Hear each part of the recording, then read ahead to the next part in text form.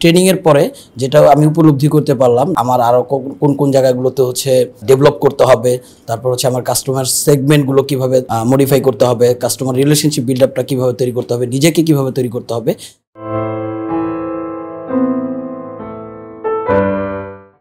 আসসালামু আলাইকুম, আমি ফজলুর রহমান ফিরোজ, ব্র্যাক ব্যাংকের রিলেশনশিপ অফিসার হিসেবে কর্মরত আছি।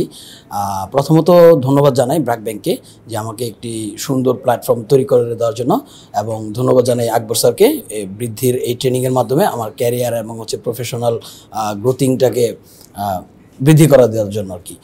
প্রথমত যেটা হচ্ছে এই ট্রেনিংয়ের মাধ্যমে আমি জানতে পেরেছি যে কিভাবে কি করতে হবে, আমার ক্যারিয়ার ডেভেলপমেন্ট কিভাবে করতে হবে, নিজেকে কিভাবে সৃষ্টি করতে হবে, তারপর হচ্ছে আমার সেলিং স্কিলগুলো, যে জিনিসগুলো আমার প্রথমে জানা ছিল না, শুধু এতদিন সেল করেই গিয়েছি।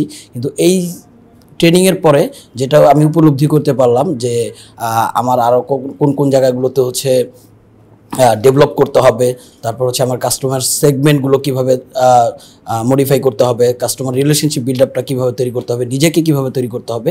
যেটা হচ্ছে এই ট্রেনিংয়ের মাধ্যমে আমি বুঝতে পেরেছি যে আমাকে প্রথমত লক্ষ্যটা স্থির করতে হবে, যে আমি 5 বছর পরে বা 10 বছর পরে কোন অবস্থানে নিজেকে নিয়ে যেতে চাই, সেভাবে নিজেকে তৈরি করতে হবে। তো বৃদ্ধির ট্রেনিংটা যদি আমি না করতাম, আমি আমার লাইফের যে ভুলগুলো ছিল এই ভুলগুলো আমি আসলে ধরতে পারতাম না। ধন্যবাদ আকবর স্যারকে যে আমার এই ভুলগুলো ধরিয়ে দেওয়ার জন্য। এবং এখন থেকে আমি যেটা করব যে এই বৃদ্ধির ট্রেনিংয়ের থেকে যে শিক্ষাগুলো আমি গ্রহণ করেছি, এই শিক্ষাগুলো প্রতিনিয়ত আমার লাইফে আমি ইমপ্লিমেন্ট করব। থ্যাংক ইউ ব্র্যাক ব্যাংকে, এবং থ্যাংক ইউ আকবর স্যারকে আমাকে এই অপরচুনিটিটা প্রদান করার জন্য।